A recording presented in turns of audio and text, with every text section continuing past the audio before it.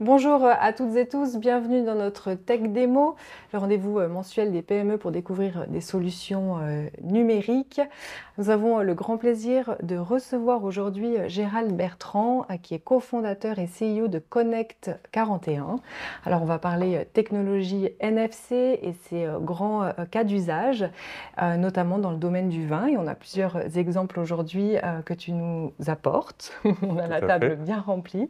Merci infiniment d'être avec Ben, nous merci de et m'avoir invité. avec plaisir et je te laisse tout de suite la parole. Bien, bonjour à toutes et à tous. Voilà, aujourd'hui, je vais vous parler de QR code 4.0. Je vais vous parler de NFC. Le NFC, c'est une technologie que vous connaissez sans doute. Vous l'utilisez pour la plupart au quotidien. Donc le NFC, c'est en anglais, Near Field Communication, donc communication en champ proche. Vous l'utilisez en fait quand vous utilisez votre carte de crédit. Quand vous payez sans contact, c'est la technologie NFC. Si vous êtes l'heureux propriétaire d'une Tesla, vous connaissez la petite carte magnétique que vous utilisez, que vous avez dans la poche pour ouvrir les serrures de votre voiture, c'est la technologie NFC. Quand vous rapprochez du montant, vous avez la voiture qui se déverrouille. Donc moi aujourd'hui, je vais vous parler un peu de Connect 41, je vais vous parler de NFC, de cas d'usage. Je vais vous faire une démonstration de notre outil de programmation qui est ouvert à travers notre solution. Et puis, je pense qu'on aura l'occasion de converser. Absolument. Donc voilà, alors, Connect 41, c'est une startup qui existe maintenant depuis 1 an et demi. Notre core business, c'est le NFC. L'idée, c'est ce qu'on appelle du phygital. C'est des objets reliés à du digital pour transmettre de l'information de manière ouverte ou de manière totalement sécurisée. Donc aujourd'hui, on est sur des puces qui peuvent être au plus haut niveau de cryptage, qui peuvent avoir des URL dynamiques. On le verra peut-être dans la robotique, dans le médical, c'est hyper important cette confidentialité et ce cryptage. C'est une technologie qui s'utilise sans application, puisque aujourd'hui la technologie NFC est compatible avec 95% des smartphones. Si vous n'avez jamais utilisé le NFC sur votre iPhone, c'est très simple, il y a un lecteur, il est automatique, et le lecteur se trouve sur le haut de votre téléphone. Par contre, sur les Android, il faut simplement aller dans Paramètres et puis ouvrir cette capacité de lecteur NFC qui se trouve généralement au milieu du téléphone. Voilà, les cas d'usage, ils sont vastes. Le NFC, ça vous ouvre à plein d'utilisations, plein d'applications métiers. Et puis l'idée aujourd'hui de vous présenter le NFC, c'est pour que ça vous donne des idées. C'est pour que vous disiez, dans mon domaine, dans mon business, ça peut m'amener des plus-values dans tel domaine, dans tel partage d'informations. J'ai d'abord noté donc au niveau de ce slide le B2B. Alors, je vais prendre l'exemple qui se répand de plus en plus aujourd'hui du NFC, c'est la carte de visite. La carte de visite NFC, elle a déjà un avantage au niveau, on va dire, écologique. Il faut savoir que il y a grosso modo 8 cartes papier sur 10 qui finissent à la poubelle à la fin de la première semaine, chaque semaine. Sur une semaine, à son niveau propre, ça représente peut-être pas énormément de cartes, mais au niveau mondial, ça représente l'équivalent de 86 terrains de football jonchés de cartes. Vraiment un très gros problème au niveau de la déforestation. Et au travers d'une carte NFC, on va pouvoir partager beaucoup plus qu'une carte de visite papier. On va pouvoir partager, bien sûr, ses coordonnées. On va pouvoir partager son site web, ses réseaux sociaux, du document, de la vidéo. On va pouvoir partager tout ce qu'on souhaite à travers en fait une carte NFC qu'on va pouvoir en plus mettre à jour en permanence. On va pouvoir avoir, grâce à notre solution, plusieurs profils. Par exemple, on a un profil business, mais le week-end, on est dans une association. Et puis, dans l'association, je ne veux pas partager les mêmes informations que dans ma semaine business. Je vais pouvoir simplement switcher d'un profil à l'autre en gardant le même objet. Donc, moi, j'ai amené aujourd'hui plusieurs objets. Donc, la carte de visite, un petit dôme NFC, donc en PVC, un plus petit dôme, Ici, une plaque PSC, donc avec la technologie NFC intégrée, avec derrière, je vous montrerai l'utilisation, mais avec derrière un autocollant 3M, donc il va être idéal pour maintenir des commerces 24 heures sur 24 open. Donc voilà quelques petits objets. Au niveau donc du B2C, on est aujourd'hui dans un domaine enfin dans un monde où le consommateur a besoin de plus en plus d'informations. On le verra tout à l'heure à travers le wine sticker et la démonstration que je vais vous faire avec la bouteille de vin. Mais ce besoin d'informations, il se fait sur la traçabilité, par exemple. De plus en plus de marques dans la cosmétique, dans le luxe ou dans le domaine vestimentaire vont utiliser en fait la technologie NFC. Par exemple, dans les vêtements, on va pouvoir intégrer une étiquette textile NFC qui va permettre en fait de dévoiler au consommateur toute la traçabilité du moment où le produit sort d'usine jusqu'au commerce, donner un maximum d'informations pour qu'il voit, tiens, telle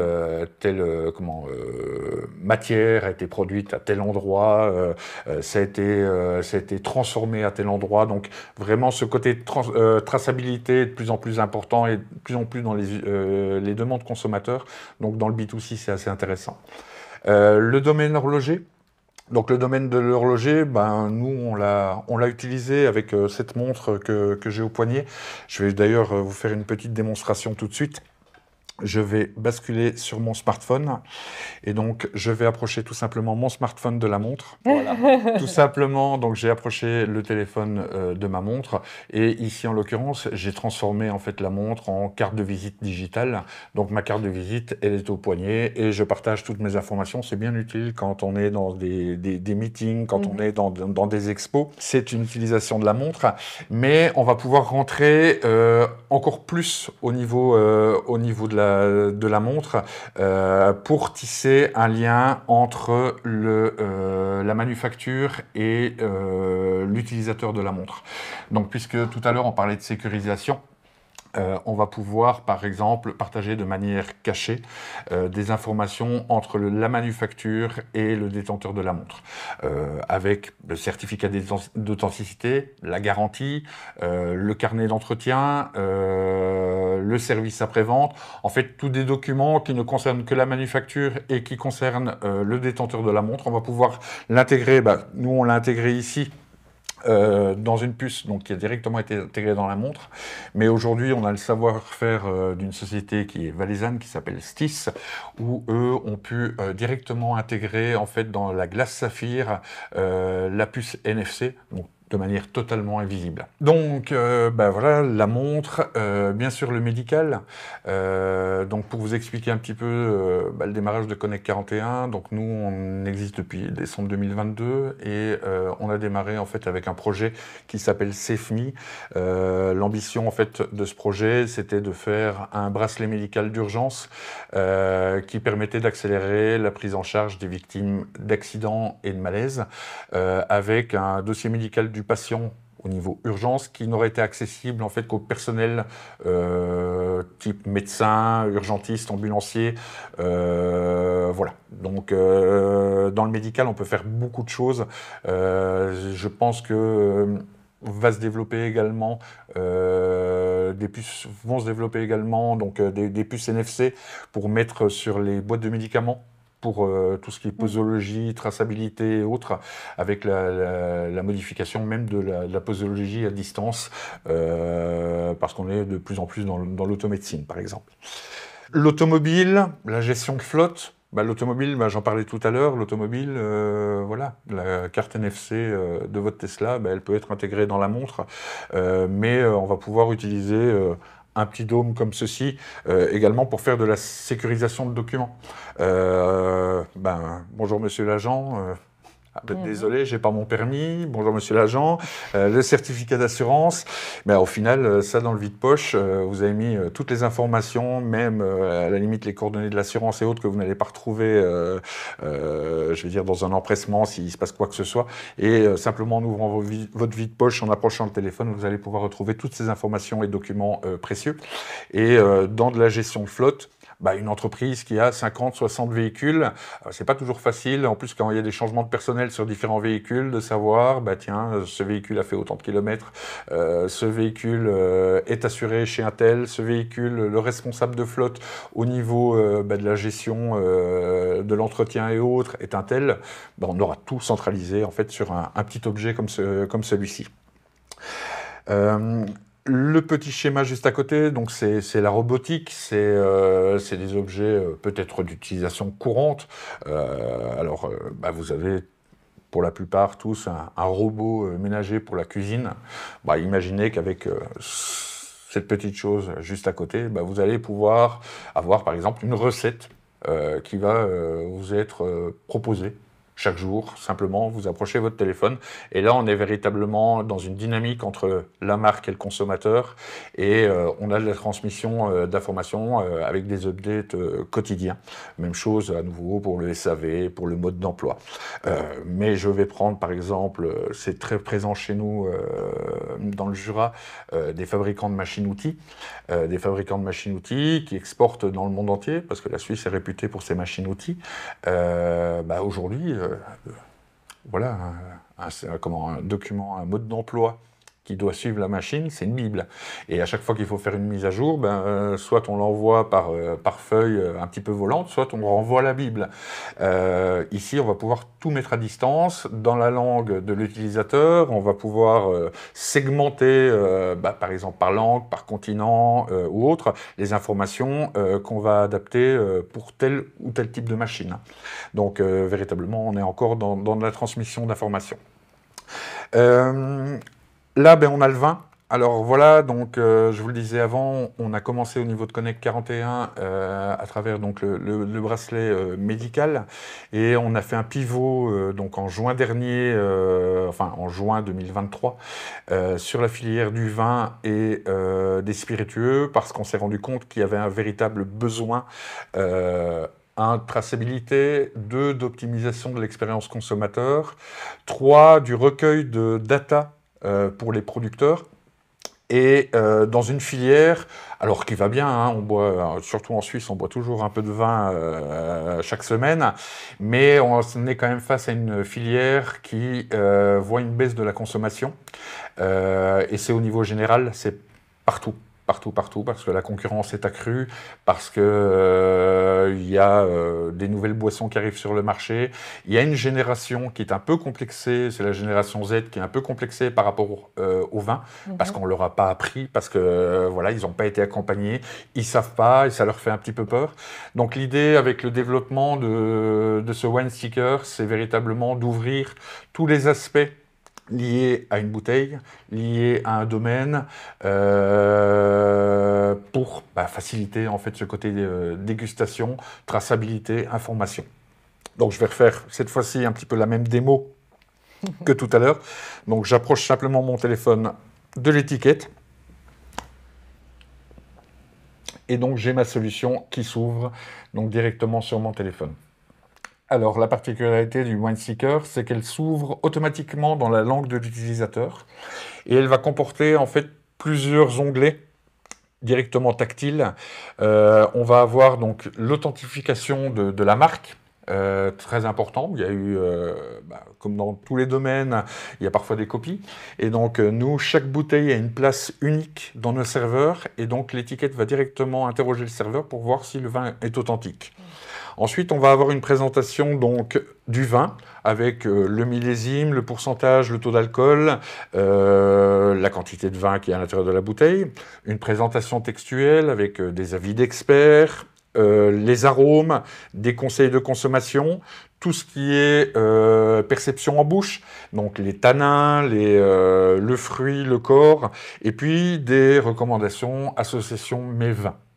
Ensuite, donc, dans la découverte, on a donc un autre onglet qui va permettre d'aller sur toute la partie producteur. Donc là, on va jouer sur la partie marketing avec des leviers sur les réseaux sociaux, sur la boutique, avec une map, avec la possibilité donc d'enregistrer le contact directement dans le téléphone, l'intégration également de vidéos. Je prends, voilà, je suis avec des amis, on est au restaurant, je découvre cette bouteille, donc les sorcières de la cave de la Béroche. Tiens, c'est un vin que je ne connais pas, il est bon, j'approche mon téléphone de l'étiquette, je peux directement en racheter en ligne.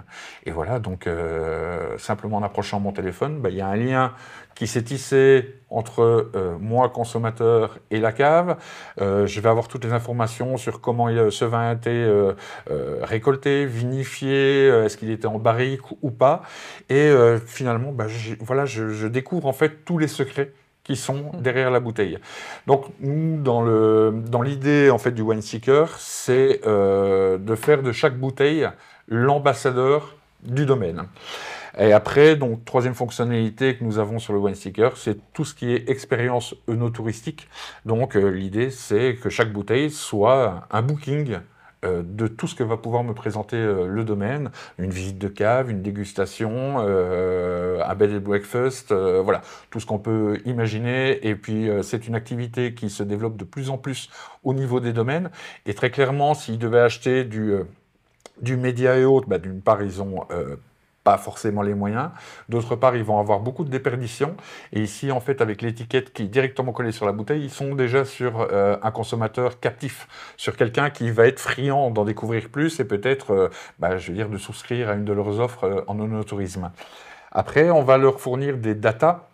Donc sur l'utilisation de l'étiquette, sur les questions, et je n'en ai pas encore parlé, puisqu'on a intégré un sommelier en ligne, des questions qui seront posées au sommelier en ligne, puisque notre travail va être de regrouper en fait ces différentes questions, de les segmenter par langue, par pays, et de les faire remonter au producteur pour qu'il puisse optimiser en fait sa production, sa logistique, et éventuellement ses actions marketing sur tel ou tel pays ou sur tel continent.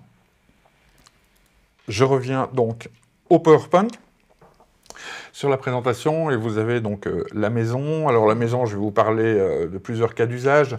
Donc on est sur de l'immobilier. Alors ça peut être très simplement sur un panneau d'une agence immobilière que vous allez retrouver devant une maison et en approchant votre téléphone, vous allez vous retrouver immédiatement comme téléporté dans la maison avec la vidéo de présentation, avec le descriptif total, avec les bonnes coordonnées de contact de l'agent immobilier que vous allez pouvoir enregistrer directement dans votre téléphone. Donc voilà, c'est un petit saut de 20 mètres, vous traversez le jardin sans déranger en fait les propriétaires actuels et vous êtes dans la maison. Mais vous allez pouvoir l'utiliser également sur des chantiers. Un panneau devant un chantier va permettre à un architecte ou en tout cas à un maître d'ouvrage de partager des informations interchantiers. Donc, c'est-à-dire que le plan de construction qu'il va pouvoir mettre à jour depuis son bureau sans devoir aller obligatoirement le changer, les sociétés habilitées avec toutes les coordonnées de contact qui sont présentes sur le chantier, on va pouvoir partager toutes les informations qui seront nécessaires au bon déroulement du chantier. Un troisième cas d'usage, et on est habitué beaucoup à ça en Suisse, et il y a des régies qui sont très importantes, qui gèrent 100, 150 immeubles, et vous avez ce fameux panneau à l'entrée de votre immeuble, où vous allez avoir les coordonnées du concierge, vous allez avoir les consignes de sécurité, et il y a parfois des changements par rapport à des réglementations, le concierge a changé et autres. Ça prend du temps, c'est chronophage d'aller changer en fait tous ces papiers, toutes ces feuilles A3 dans tous les bâtiments. Ici, on va pouvoir tout faire depuis l'agence, depuis le bureau, de manière groupée ou de manière synthétisée. Parce qu'à travers notre solution, on va pouvoir regrouper des objets sous un groupe. Donc, par exemple, si je prends Lausanne Gare, j'ai 10 immeubles. Je ne veux changer une information que sur mes 10 immeubles de Lausanne Gare. L'information va être changée instantanément sur tous mes panneaux intelligents. Voilà, ça c'est une présentation des cas d'usage. Il y en a, mais une pléthore. Donc, comme je le disais, regardez un petit peu ce que ça peut vous amener comme plus-value au sein de votre propre entreprise. C'est clair que le NFC peut vous amener quelque chose, mais nous, on fait des produits, pour certains génériques, Puis notre force, c'est de faire des produits également customisés. Donc l'idée, c'est d'apporter une solution à un problème que vous avez et de voir avec vous ce qu'on va pouvoir développer et quelle est la plus-value qu'on va pouvoir amener pour vous faire gagner du temps, pour vous faire gagner de l'argent. Voilà. Maintenant, je vais vous présenter, puisque dans je veux dire, le teasing qui avait été fait par Alpine City, on parlait de 43 modules. Je vais vous présenter tout simplement notre interface qu'on a mis en place pour pouvoir utiliser un objet. Alors aujourd'hui, j'ai pris un exemple. Donc aujourd'hui, j'ai intégré en fait à ma solution qui est totalement sécurisée, à laquelle on va accéder via le web. C'est une solution en cloud avec un identifiant et un mot de passe. Donc au préalable, avant de venir, j'ai intégré cet objet. Alors, hop, j'ai intégré cet objet dans mes objets à programmer. Donc ici, vous avez Alp Demo. Ce sont les objets que je vais utiliser, qui peuvent être carte de visite, dôme ou autre. Et puis, en dessous, vous avez les profils.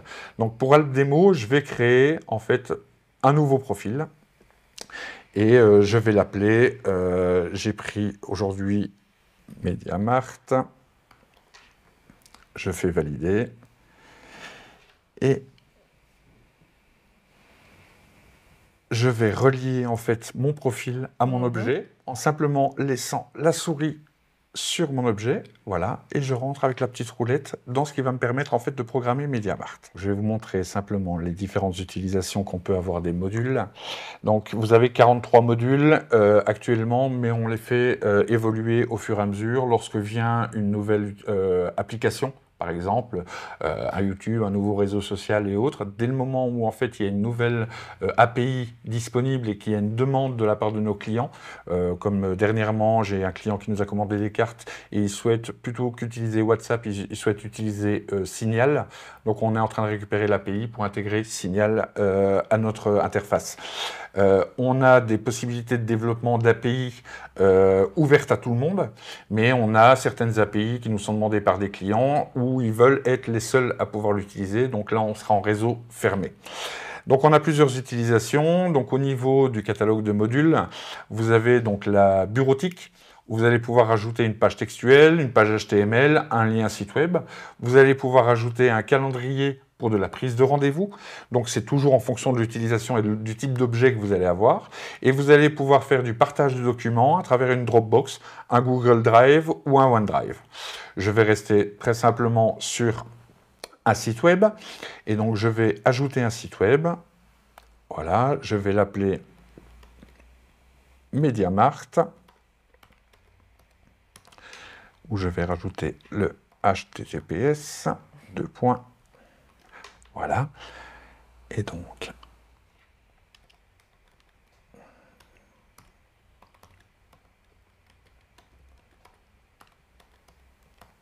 voilà. Donc là, on a installé notre premier module. Alors, MediaMarkt, si je me rappelle bien, les couleurs sont rouges. Donc on va aller choisir du rouge pour les onglets et on va aller choisir un fond blanc pour l'arrière-plan. Voilà. Donc directement, j'ai un changement. On va pouvoir rentrer d'autres informations, comme les horaires d'ouverture, on va pouvoir rentrer les réseaux sociaux. Donc si je vais sur tout ce qui est partie communication, donc la carte de visite, avec toutes les informations, téléphone, adresse et autres, ce qui va aussi pouvoir guider notre Google Maps. On va pouvoir faire un raccourci sur appel, raccourci sur SMS, un raccourci sur un email. Donc voilà, je vais rajouter un email, ici, info, voilà, email, info at mediamarkt.ch. Objet, on peut déjà rentrer un objet, donc par exemple SAV, et on va installer. Voilà. On va ici pouvoir dans les divertissements rajouter soit un son. Alors, pourquoi est-ce qu'on rajouterait un son? Nous, dans le Jura, c'est à commencer dans le Jura, c'est l'exemple que je vais prendre. Ils ont ce qu'ils appellent les circuits secrets. Ce sont des découvertes de lieux où on est accompagné de notre téléphone pour découvrir des vieux bâtiments avec une histoire derrière et autres. Et donc, à l'époque, on le voit encore dans certains musées, on a directement les écouteurs parce qu'on nous a fourni un boîtier à l'entrée. Maintenant, c'est beaucoup plus simple. On peut mettre sa bande-son sur le SoundCloud et la personne va démarrer en ayant scanné un petit objet au départ de l'Office du tourisme. Elle va avoir en fait le son qui va l'accompagner durant tout son périple. On va également pouvoir partager donc une vidéo YouTube, donc tout simplement, ou une vidéo Dailymotion. Après, vous avez la possibilité donc de rajouter tous les réseaux sociaux que vous souhaitez, donc Facebook page, Facebook personnel, un Facebook Messenger, Snapchat, Instagram, LinkedIn entreprise, également TikTok. Vous allez pouvoir également mettre des utilitaires de type PayPal, de type Wi-Fi. Alors tout à l'heure, je parlais d'immobilier. Un panneau aujourd'hui dans l'expérience client, un panneau mis dans un Airbnb, depuis chez vous, sans devoir aller mettre une petite bille pour accueillir en fait votre hôte, vous allez pouvoir tout faire depuis la maison et paramétrer les événements qu'il y aura autour de votre Airbnb auquel votre hôte, votre résident va pouvoir accéder, l'adresse de la boulangerie, du restaurant et autres, les conditions d'utilisation du lave-vaisselle, vous allez pouvoir tout partager et également donc le Wi-Fi, bien utile quand on arrive et qu'on vient de l'étranger. Également le programme TV, Google Avis, Cook QR, ça c'est pour typiquement les restaurants, c'est la possibilité d'avoir une carte digitale sur les tables, et également encore un outil de prise de rendez-vous. Puis après, vous avez des utilitaires dans le domaine du voyage, avec Waze, bien utile. Quand vous partagez votre carte de visite, vous pouvez partager également l'adresse de votre bureau. Et puis la personne, à travers votre carte de visite qu'elle a enregistrée dans ses contacts de manière très simple, elle va pouvoir accéder à Waze. Voilà. Donc là, pour le moment, je n'ai mis que 2 éléments sur l'outil MediaMarkt. Et donc, c'est cet objet que j'ai programmé. Donc, on va voir si ça fonctionne. Voilà. Donc, j'approche simplement le téléphone. Et donc, l'outil a été programmé et j'ai donc le lien du site web MediaMarkt, j'ai l'email et auquel je peux rajouter plusieurs informations. Je vais vous montrer encore une petite chose. C'est comme, en fait, un iPhone. Donc, vous le voyez sur mon écran. Hop, je vais bouger donc l'onglet email et l'onglet MediaMarkt. Je vais les intervertir. Je reprends mon objet et instantanément, donc les éléments ont bougé de place. J'ai l'email maintenant qui est en premier. Et j'ai le site web MediaMarkt qui est derrière. Donc voilà, il n'y a aucune limite. Et avec nos 43 modules, on peut déjà partager une multitude d'informations. Il n'y a aucune limite et Senzu est très très facile, très intuitif, très facile à utiliser. On peut, pour des soucis de protection d'informations, on peut cadenasser. Donc il y a un outil gérer le mot de passe. Donc on va pouvoir protéger l'objet avec un mot de passe. Je prends encore un cas d'usage. Je suis fabricant et distributeur de pompes à chaleur. Je veux mettre des informations à destination de mon client concernant sa pompe à chaleur.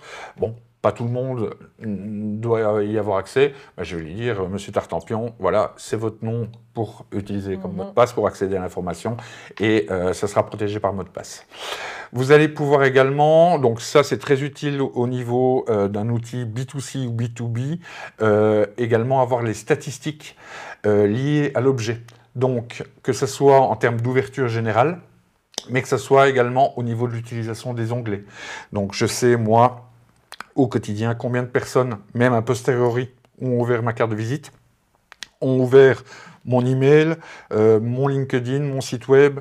Donc voilà, c'est très intéressant aussi de pouvoir mesurer en fait la performance de son objet. Voilà, c'est un petit peu le tour de ce qu'on fait avec le NFC. Je pourrais en parler des heures, parce que c'est vraiment plus qu'une entreprise, c'est une technologie qui m'anime. Et encore une fois, voilà, on a des produits génériques, mais on peut accompagner les sociétés dans leur développement propre et leurs besoins.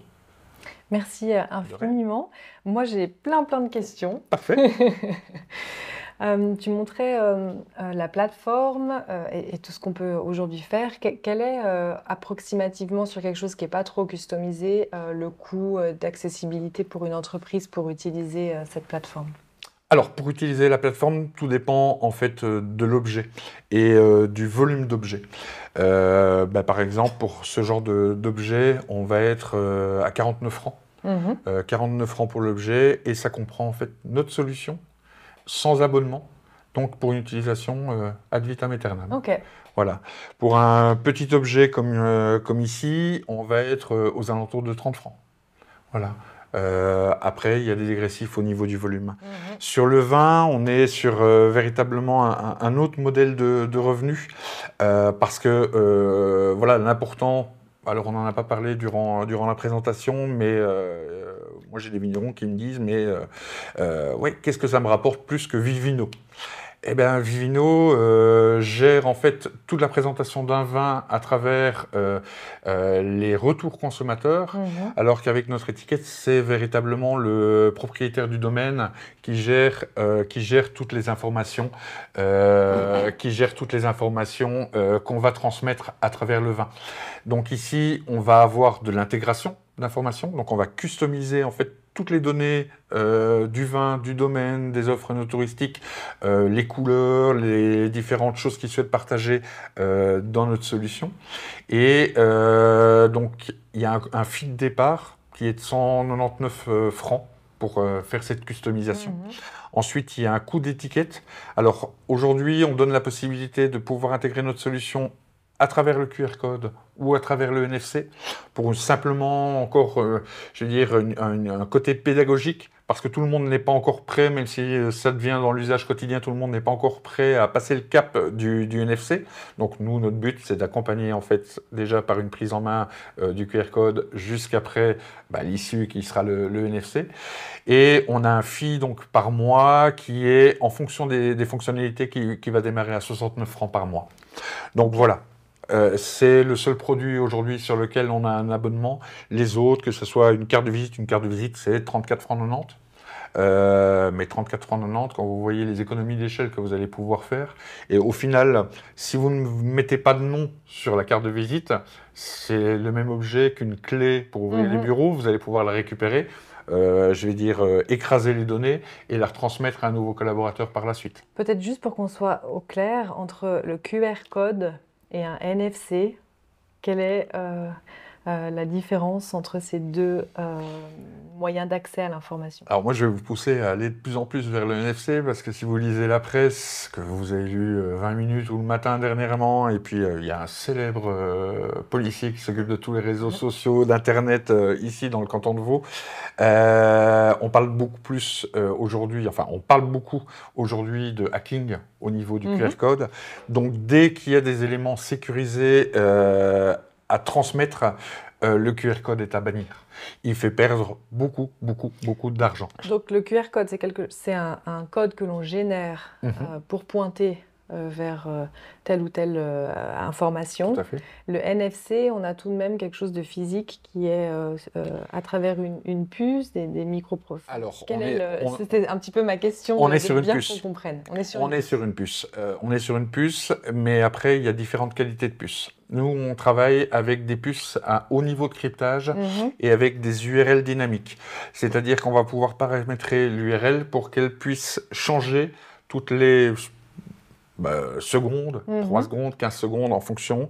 Et vous allez scanner la puce une fois, vous allez beau avoir rafraîchir votre page, vous n'allez pas retrouver les informations. Vous n'allez pas pouvoir les enregistrer. Plus cette idée de mettre des clés d'accès, soit patchs d'identification ou des mots de passe, on va pouvoir protéger clairement l'information qui est à l'intérieur. Ce qu'on ne va pas pouvoir faire avec un QR code classique. Maintenant vient le QR code dynamique qui va permettre aussi ce changement d'URL. Mais par rapport à la sécurité, le NFC est beaucoup plus sécure aujourd'hui qu'un QR code. Tu parlais tout à l'heure de justement la protection de l'information et la gestion de cette information. Donc, Elle se fait à travers principalement la plateforme qui permet de faire tout un tas de choses, d'intégrer des liens. Ma première question, c'est est-ce qu'on peut aussi customiser cette plateforme pour, par exemple, pouvoir intégrer des formulaires ou des documents Bien sûr. privés, etc. Ben voilà, peut-être juste. Et puis ma deuxième question, c'est aussi au niveau de, voilà, par exemple, ce client qui fait du vin doit aussi maintenant gérer une plateforme avec de l'information. Est-ce que ça, c'est un accompagnement que vous faites aussi? Parce que c'est un autre métier de gérer de l'information et de produire du vin qui est finalement intégré dans ce genre de projet. Alors, sur la première chose, on peut totalement paramétrer cette gestion de l'information pour partager du document, pour partager... c'est un coffre-fort. D'accord. C'est en fait un coffre-fort. Mais c'est un coffre-fort, nous on ne stocke pas d'informations. Ce sont juste des bridges, des ponts qu'on va faire sur des solutions existantes qui vont donner l'accès à cette information. Donc nous, on ne détient rien. La seule chose peut-être qu'on va détenir, c'est le nombre d'objets, c'est peut-être comment a appelé notre client l'objet, mais toutes les autres informations, on n'y a pas accès. Après, concernant le vin, nous, notre service, justement, c'est de pouvoir modifier toutes les informations à distance, de l'accompagner sur des changements. Si, par exemple, notre client producteur de vin gagne un concours, gagne une médaille, et c'est toujours important de dire qu'on a gagné un prix dans le côté reconnaissance. Et s'il nous appelle pour intégrer en fait cette médaille sur toutes les bouteilles, où qu'elles soient, on va peut-être avoir quelques bouteilles en Suisse, d'autres aux États-Unis et quelques-unes en Chine, on va pouvoir instantanément mettre cette information à jour sur toutes les bouteilles. Donc c'est un accompagnement qu'on fait au jour le jour. Donc on a vu tous ces cas d'application. Je pense que c'est très simple. C'est vraiment un accès à l'information qui est géré en fonction de l'objet, enfin une information qui est précise et intégrée en fonction de l'objet que l'on souhaite obtenir de l'information. Tu parlais tout à l'heure de documents intégrés. J'ai aussi envie de te poser la question sur, avec toutes ces nouveautés qu'on a autour de l'intelligence artificielle et surtout de la reconnaissance d'images, quels sont les impacts dans le monde du NFC ou de manière plus générale sur votre grand objectif qui est l'accès à l'information vérifiée, protégée d'une certaine manière? Alors, dès le moment où on peut trouver une plus-value dans l'intelligence artificielle et qu'elle peut amener une plus-value à notre client, on va l'utiliser. Aujourd'hui, notre cas d'utilisation de l'intelligence artificielle, c'est au niveau donc, de la bouteille de vin, c'est un sommelier en ligne à qui on va pouvoir poser toutes les questions liées au domaine et liées au vin. Après, on est en train de décliner le produit pour une grande enseigne. L'idée, c'est de collaborer avec une grande enseigne en Suisse, avec une étiquette directement mise devant une appellation de vin dans le rayon, et qui va permettre en fait un cheminement différent dans ses courses. Parce que généralement, quand vous allez faire vos courses, vous allez choisir votre entrée, votre plat, et puis vous allez finir par le vin. L'intelligence artificielle ici, vous allez pouvoir passer d'abord au rayon vin, choisir vos vins, et en fonction de vos choix, l'intelligence artificielle va pouvoir vous guider dans les rayons pour vous dire quoi acheter pour accompagner votre vin. Donc, l'intelligence artificielle, elle est géniale, pour autant qu'on la maîtrise et qu'elle amène de la plus-value. Donc, je ne dis pas qu'aujourd'hui, elle est utile dans tous nos objets, elle est utile dans toutes les applications métiers, mais si elle peut amener, je vais dire, une plus-value, nous, on la travaille. On la travaille avec ChatGPT, ChatGPT 4 Turbo, avec d'autres aussi, puisqu'il y a également aujourd'hui des sociétés qui sont très très fortes et très puissantes en Suisse, qui se développent beaucoup dans l'intelligence artificielle. Si on peut y trouver une plus-value pour nos clients, why not? Tu parlais aussi tout à l'heure de data Oui. et un avantage voilà, pour ce viticulteur, par exemple. Qu'est-ce qu'on pourrait imaginer derrière en termes de gains économiques d'utiliser l'ensemble de ces données? Enfin, si on peut un petit peu donner des idées à ces providers de vin ou toute autre personne qui fait du commerce. Alors, c'est des consommateurs de vin atypiques, je vais parler de la Chine, et parfois le palais qu'ils vont avoir en Chine va être complètement différent du palais qu'on va avoir en Suisse. Donc j'ai un vin que ici je vais relativement trouver doux, Et en Chine, par rapport à toutes les interactions, par rapport aux notes qu'ils vont donner au vin, par rapport aux questions qu'ils vont poser à notre sommelier en ligne, on va se rendre compte, en regroupant, en segmentant les questions et autres, qu'ils trouvent le vin très tannique. Mhm. Le producteur qui était ici en Suisse, qui est un peu loin de la Chine, se dit, mais ouais, alors c'est un peu compliqué parce que si ce vin-là, il le considère très tannique, il va falloir que je change un peu mon fusil d'épaule et que je choisisse un autre vin parce qu'il préfère plutôt les vins doux. Donc ça va permettre, en fait, ce recueil de data, d'optimiser en fait sa distribution et sa logistique. D'adapter finalement le mélange des cépages pour différentes régions du monde. Exactement, Hmm. exactement. Ah ouais, c'est vraiment un guide presque. C'est un guide autant pour le consommateur que pour le producteur. Et puis même après sur des utilisations de l'étiquette, parce que la relation avec le distributeur, la bouteille elle part pas, ici, elle n'est pas amenée directement par le viticulteur sur place et c'est pas lui qui l'a fait déguster, donc il a besoin aussi d'une remontée d'informations que le distributeur ne va pas toujours lui donner. Si par exemple le distributeur fait la commande de vin pour l'ensemble de l'année, il ne va pas pouvoir vérifier la saisonnalité en fait, de consommation des vins.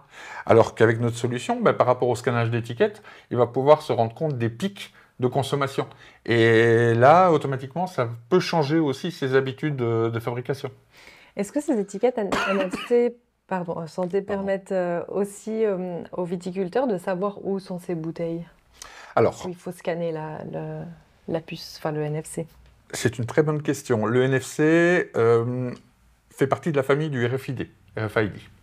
Le RFID, c'est un ensemble de détecteurs qui vont pouvoir justement, dans une zone de stockage ou autre, de pouvoir faire une traçabilité à quelques mètres près de la bouteille pour enlever la bouteille d'un stock de manière automatique ou autre. Mais le NFC n'a pas cette particularité-là puisqu'on doit être en champ proche à 4-5 cm en fait, de l'étiquette pour avoir cette information. Maintenant, il y a un développement qui existe, enfin qui est en train de se faire au niveau d'étiquettes qui vont pouvoir combiner ces deux technologies. Donc la traçabilité aujourd'hui pour un producteur, sachant qu'on ne va pas pouvoir faire et puis ce serait rébarbatif pour le consommateur, on ne va pas pouvoir faire de la géolocalisation. Cette géolocalisation, elle va se faire uniquement à un point donné. Ici, pour la Suisse, ça va être Berne. En France, ça va être Paris. Donc, on va pouvoir déjà faire une géolocalisation. Mais si on demande d'emblée à l'ouverture de la solution, souhaitez-vous être géolocalisé, on perd le consommateur. Moi, le premier.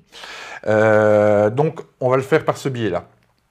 Ensuite, on est en train de développer donc, une sorte de gaming à travers l'étiquette qui va permettre en fait au consommateur de tester son palais et de le comparer à d'autres consommateurs.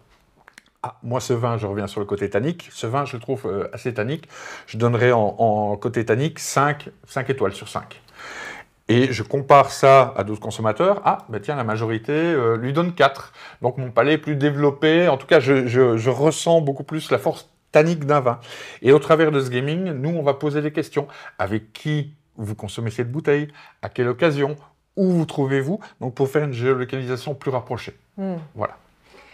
Tu parlais des consommateurs, justement. Est-ce qu'on est habitué à sortir notre téléphone et puis à aller chercher de l'information vis-à-vis de l'objet? Quand je dis on, c'est la génération, je sais pas, 30, 50 ans. Merci d'avoir été jusqu'à 50 ans. On est de plus en plus habitué. Alors, le QR code, il a eu des bons et des mauvais côtés période Covid. On entend qu'il en a encore des mauvais côtés si on se penche un peu sur Paris avec les JO actuellement.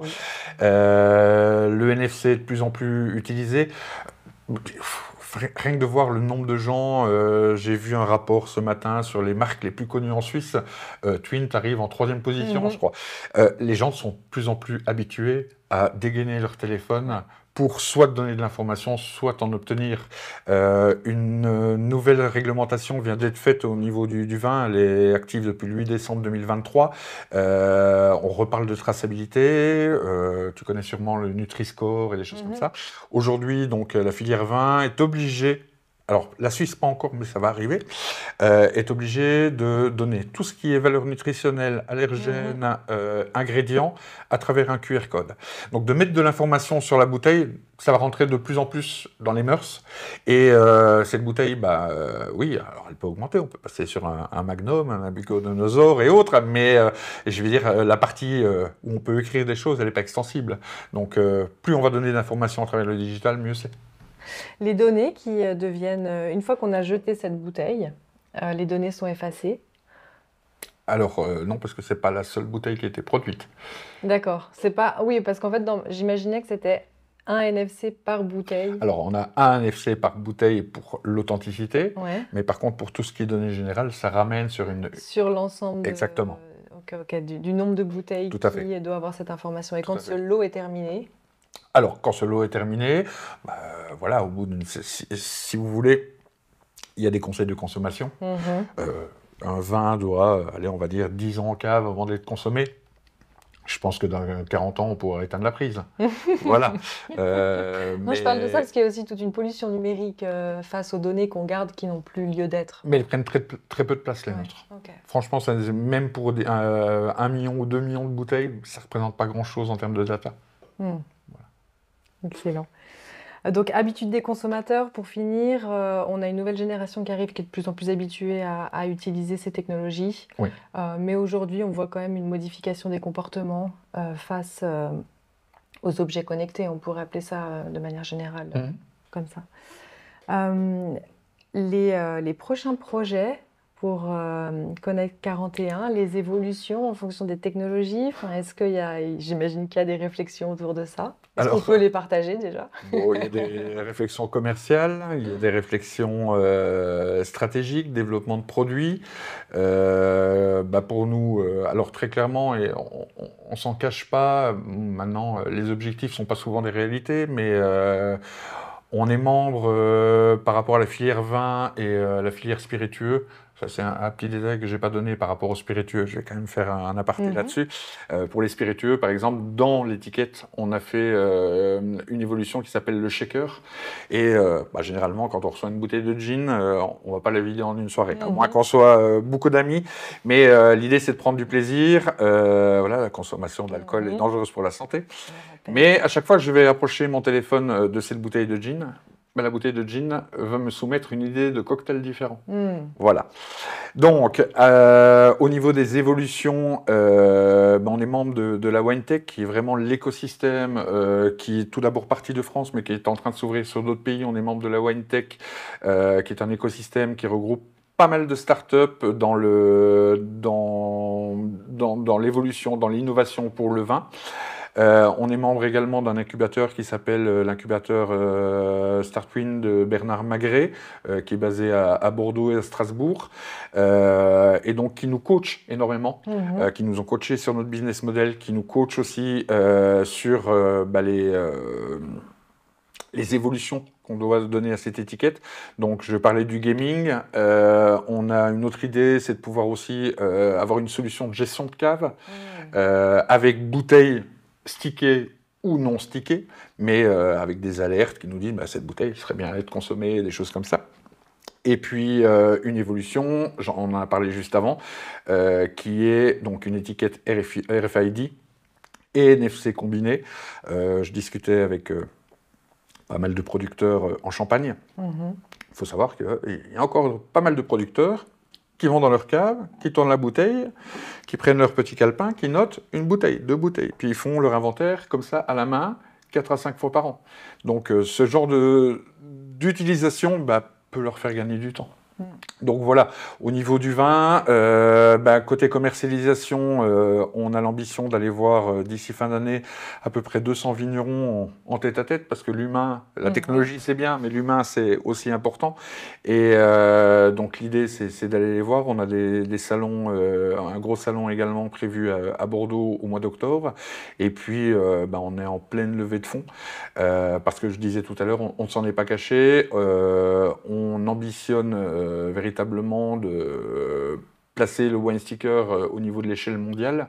Aujourd'hui, il y a 11 millions de références vins et spiritueux au niveau mondial. Ça représente des milliards de bouteilles. C'est 34,5 milliards à l'échelle internationale chaque année. Donc le Wine Seeker étant persuadé, mais après on ne montrerait pas de start-up ou d'entreprise si on n'était pas persuadé et convaincu par notre propre produit. On veut véritablement prendre une place, et tous les échanges qu'on a au fur et à mesure, c'est pas non plus à une vitesse VV prime, mais tous les échanges qu'on a nous disent qu'on est dans le bon chemin. Donc voilà, on va essayer en tout cas d'atteindre des sommets, et puis step by step, quoi. Magnifique. Gérald, merci beaucoup. Ben, merci à toi. Merci beaucoup pour l'invitation. Je rappelle à ceux qui nous regardent qu'on enverra ton contact ainsi que celle de ton équipe. Si vous êtes intéressé pour en savoir plus ou pour discuter directement avec Gérald, n'hésitez pas à le contacter. Pour nous, on se retrouve le mois prochain et on vous souhaite un très bon appétit. À bientôt.